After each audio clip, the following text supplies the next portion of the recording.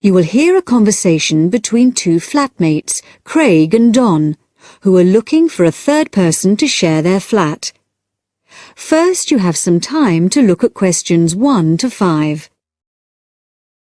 In the exam, you would have 25 seconds to look at the questions.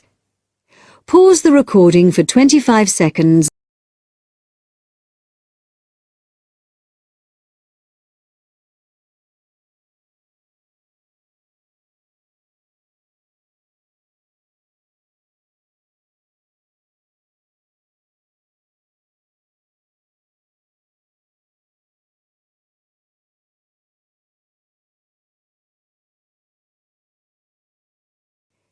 Now we shall begin. You should answer the questions as you listen, because you will not hear the recording a second time. Listen carefully and answer questions 1 to 5. Hi, Craig. Been home long? Yeah, quite a time. Did anyone phone about renting the spare room? Yeah, we've had 3 phone calls about it. Really? Yeah. Do you want to hear about them? Sure. Right. The first one was called Phil Parrott. Uh-huh. He's a teacher. He's just qualified and he teaches sports. Okay. Actually, I'm not sure about him.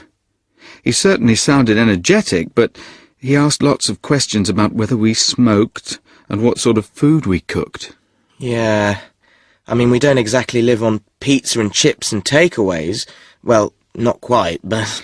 But he might be a bit too health-conscious to really fit in with the sort of life we lead. Yeah. And he asked a lot of questions about the room. He said he needs a big room because he's got lots of sports equipment. Well, that's okay. The room's quite big, but I'm not so sure about him. What about the second one? He was called David Spencer. Spender? No, Spencer. C-E-R. He works at Cooper Long. You know, the big company on Broad Street. He said he was a lawyer. Oh. I'd have thought in that case he'd be earning enough to rent his own place. I wonder why he wants to share a flat. Well, he didn't say. He's quite a bit older than us. He did say he's just moved down here from the north of England. He seemed very quiet, actually. Maybe he wants to meet some new people. I got the impression he was a hard-working kind of person who doesn't go out all that much. Right. But he sounded okay. Oh, one thing, though. He said he wouldn't be staying in the flat at the weekends, so he wants to pay reduced costs for gas and electricity, because he's only here 5 days out of 7. Oh, I'm not sure about that. What do you think? Well, I suppose it's fair, but it all sounds a bit complicated. Before you hear the rest of the talk, you have some time to look at questions 6 to 10. In the exam, you would have 25 seconds to look at the questions. Pause the recording for 25 seconds now.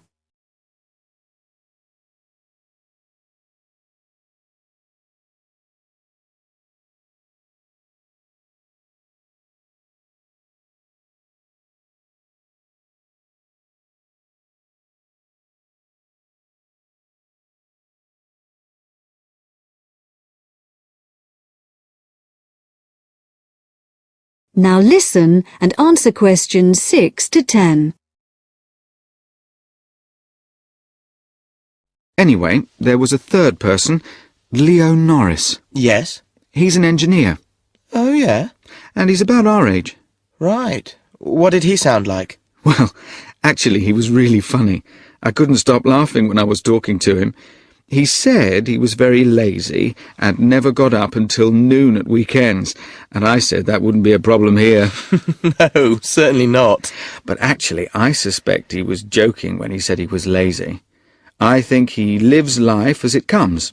He's certainly not competitive or stressed, but he likes cycling and things like that. He sounds like an outdoor type. Anyway, I thought he sounded as if he'd fit in. He wanted to check if there was somewhere safe for his bicycle.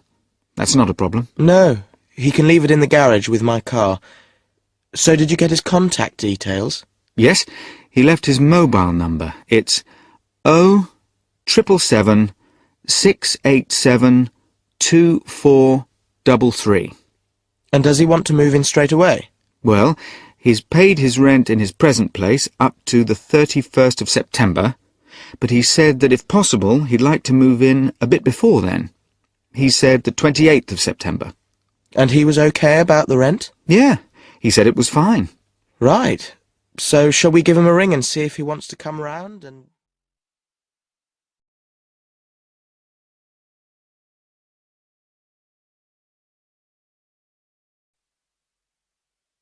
That is the end of section 1.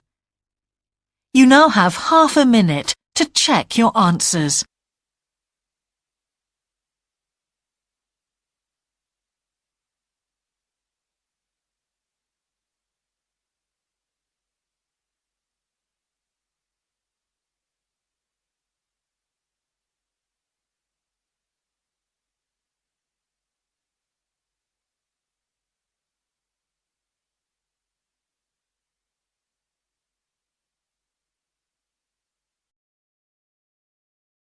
Now turn to Section 2. Section 2. You will hear a member of the Active Outdoor Club talking to a group of interested potential members. First, you have some time to look at questions 11 to 14.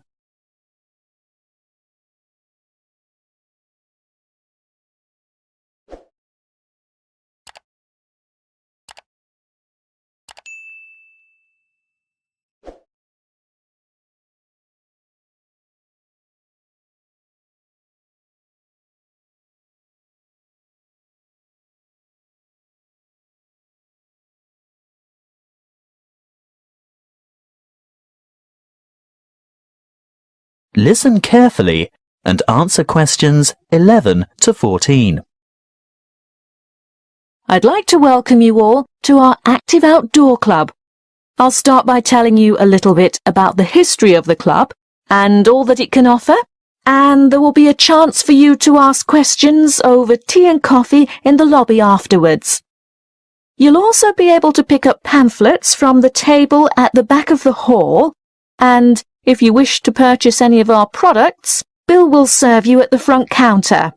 As most of you probably know, the club was founded by Nick Noble about 30 years ago. He thought of placing an advertisement in the local newspaper or erecting a billboard somewhere, but it was the radio that he decided on to reach the most people. You know, other people who might be interested in outdoor pursuits. Just basic activities like walking or tramping. Anything active that could take place in some of the beautiful outdoor settings that this country has to offer. Nick was overwhelmed by the response he got, and the club soon grew from a dozen or so friends and enthusiasts to around 200 members 20 years ago, and steadily since then to reach a membership of over 2,500 now. You don't have to be a hardened athlete or extreme adventurer. On the contrary, it's a group that encourages friendship and fellowship through social and recreational activities. The club tries to cater for all levels of maturity and both genders. In fact, anyone who has the physical ability and a moderate level of health and fitness to participate in open-air activity on a regular basis. I think our youngest member is a 5-year-old boy and our oldest member is a 75-year-old man.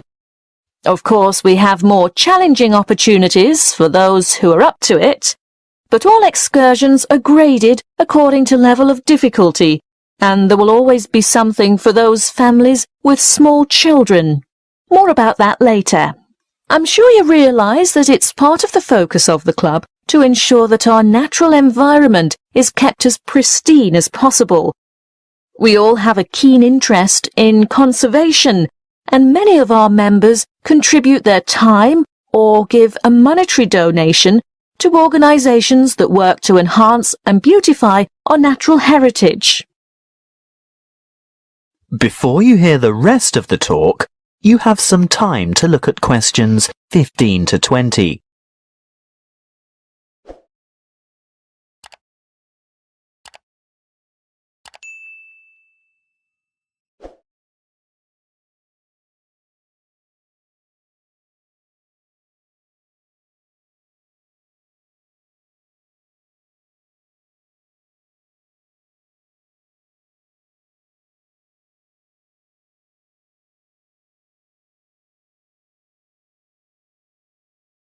Now listen and answer questions 15 to 20.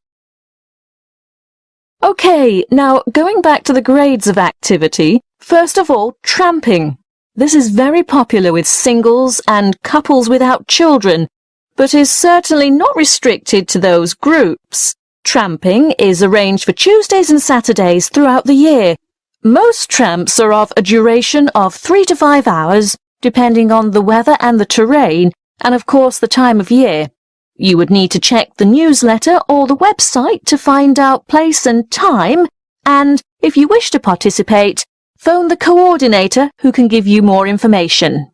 I'll move on now to walking, which is very popular with families, but open to everyone. And walks are arranged for every Thursday and every Sunday over the course of the entire year. Walks last no more than 3 hours, although the Thursday walks might be shorter. And again, you would have to check the newsletter for details of the time and area to meet and get in touch with the walking organizer to confirm your participation. Now, the Wanderers are what you might call a subgroup of the Active Outdoor Club. This group was set up to cater for the less active, more elderly, or families with very young children who still want to enjoy the great outdoors, but without quite so much exertion.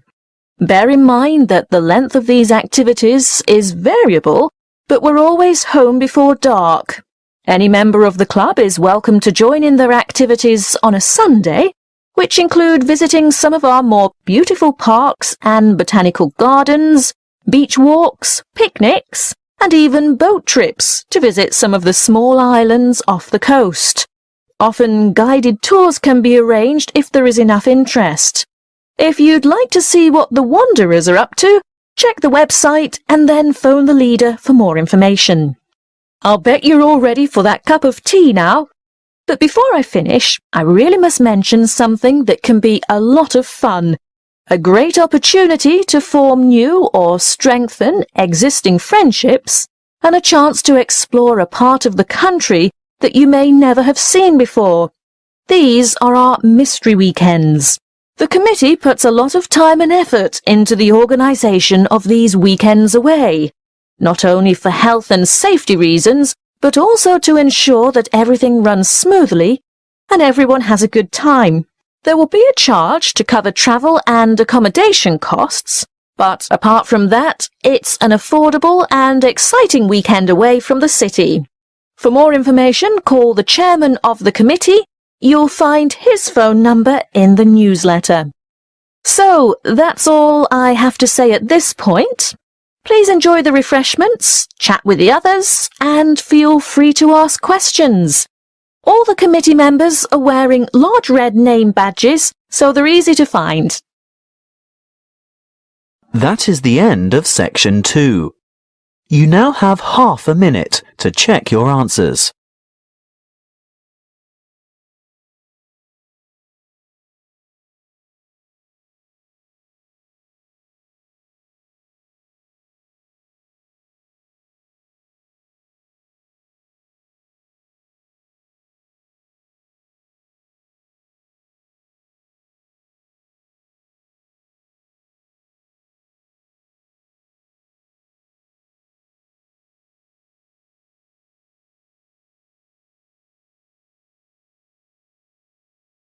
Section 3. You will hear a tutor and some students talking about an assignment. Listen carefully and answer questions 21 to 26.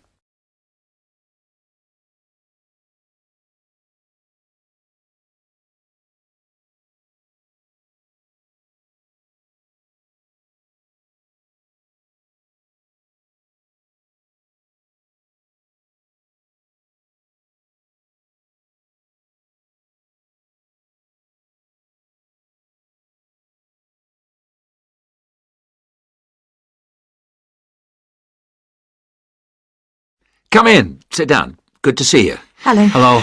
Now, this assignment. The best thing we can do, I think, is to think how we can approach it.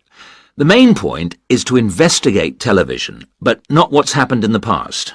I was thinking that it would be necessary to go over the new media first, and then... Yes, that's a way to make a start, but you need to do that quite briefly. But it's quite a complex topic. Yeah, I agree, but the emphasis must be on the future development of television as a cultural phenomenon. Yes.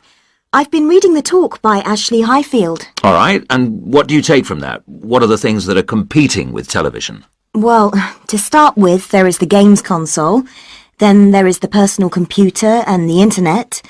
Then again, the mobile phone with its capability of games and puzzles. And of course, internet access. Lastly, there is the iPod with the possibility of listening to music wherever you go. Good, you've understood that. Now, which of these presents the greatest competition for television? Well, according to the research, it's video games. Yes, that's true at present, but in the future... I think the phone will present the greatest threat then. And why? Because it's mobile, portable, and it's developing fast. Yeah, I think you're right.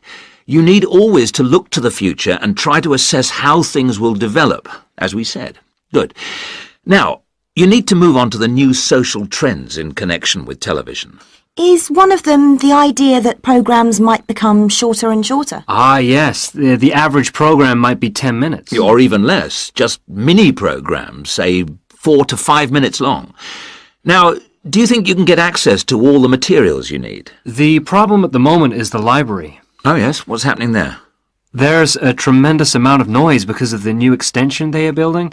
It's quite impossible to work there. They are stopping work for a week next week, I believe, and then all the sections will be open. There's a hold-up because some roof tiles have not arrived, so there'll be peace for that week. But then after that, the media studies section will be closed for a week, and all the noise and dirt will start up again. Yes, the sociology section will be open, and there's some good stuff there for you on this topic, and it's further away from the noise.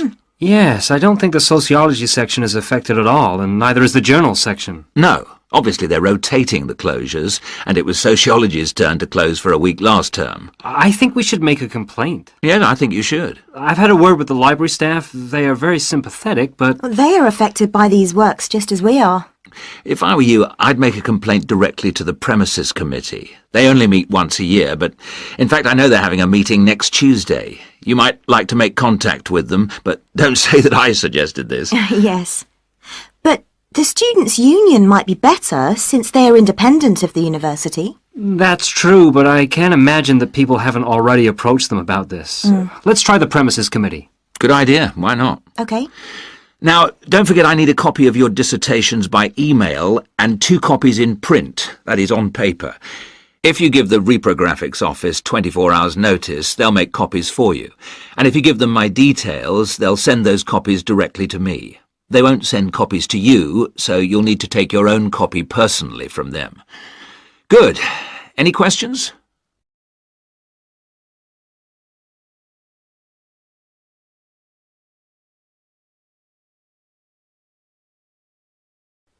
Now answer questions 27 to 30.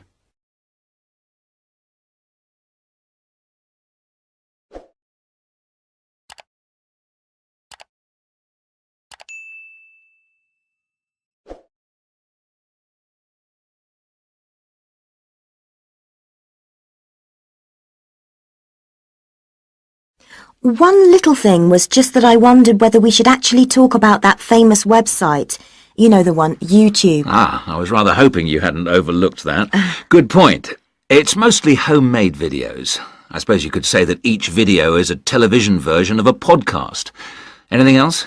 Yes, I've got a question, I'm afraid. I'm not completely clear about the exact meaning of culture, as we are using it in this subject. Well, Mrs. Jones is giving a lecture on culture and society in the University Theatre. It's on Wednesday at 10 a.m, and you can learn all about it there, I'm sure. Can you give us that again, please? Yes, that's Culture and Society. It's in the University Theatre. And, let me just check the time. Yes, here it is.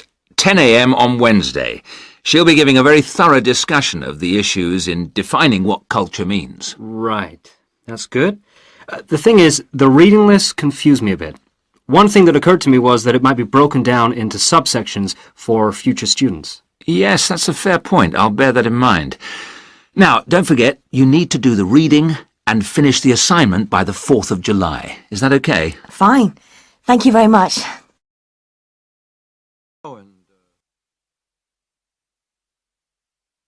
That is the end of section 3. You now have half a minute to check your answers.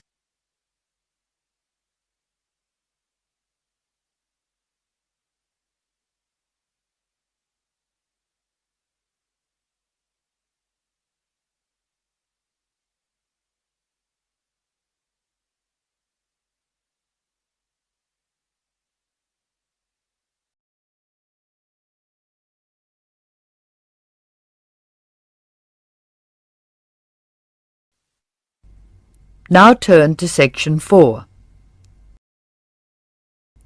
Section 4. You will hear an extract from an introductory talk given to a group of students who have just entered a university residential college. The speaker is the principal of the college. Listen to what the speaker says and answer questions 31 to 37. First, you have some time to look at questions 31 to 37.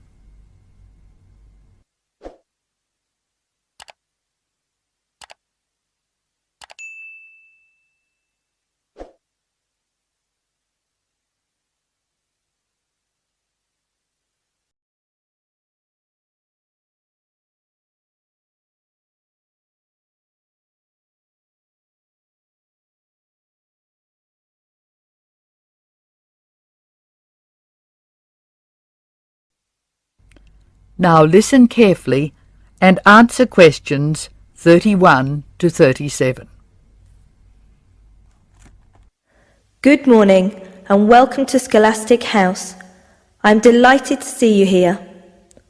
It is my duty to explain to you some of the history of our college and some of the traditions which I hope you will uphold. The idea for Scholastic House was expounded by Samuel Wells in 1898. Wells was a visionary whose ideas were well ahead of his time. He wanted a college which would encourage friendship between people of different races and nationalities. Wells died in 1900 before he could see the college in action. Scholastic House finally began operating in 1903 with 10 students. Those students came from Asia, Europe and the Americas. At that time, Scholastic House accepted only male students, although it has been co-educational since 1963. 9 of these foundation students went on to lead illustrious lives. The only exception died tragically on his way home from Scholastic House to Sarawak. He had only recently graduated with an honours degree in law, and he was robbed of a brilliant future. The other 9 students, as I said, led very fulfilling lives. 3 became political leaders, 3 became doctors. Perhaps the most famous graduate became a university teacher and was responsible for the introduction of modern teaching training methods in his country. 2 of the original group became senior engineers and went on to deeply influence the way the water systems of their country were exploited. The college ran into hard times during the period of the Great War, 1914 to 1918, when the charter of the college was interpreted to mean that neither students nor staff could take part in the war effort. Many people felt that this indicated a lack of national spirit, and the walls of the college were frequently marked with graffiti. Meantime, outside the college, tens of thousands of young men went away to fight in Europe, never to return. The college was building a reputation for learning and for tolerance of opposing views. Scholastic House debate and discussion nights were open to the public in 1927 and have been available to anyone who wishes to attend ever since. It is a proud tradition of the college that any view may be expressed, provided that it can be defended intellectually. Over the years, topics which were controversial at the time have been discussed and debated. Now look at questions 38 to 40.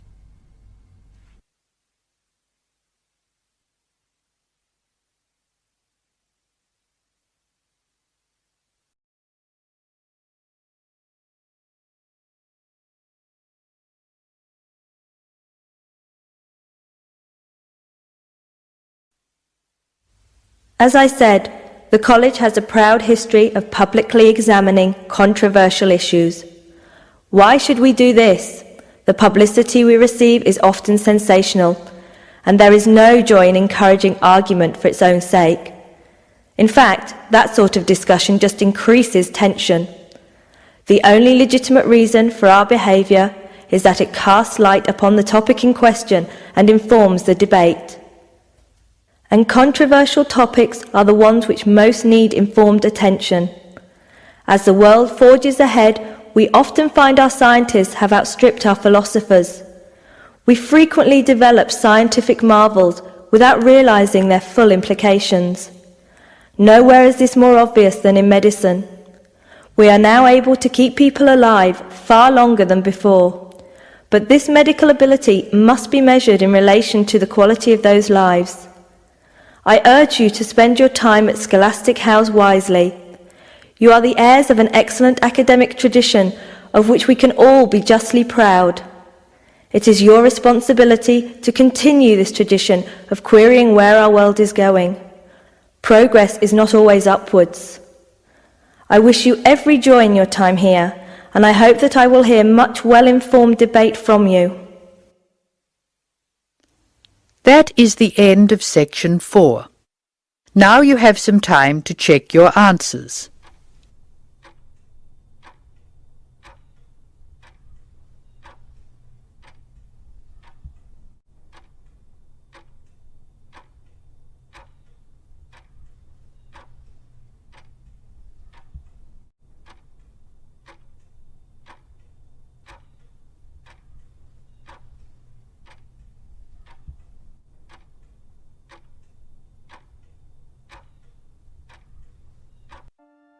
That is the end of the listening test. In the IELTS test, you would now have 10 minutes to transfer your answers to the answer sheet.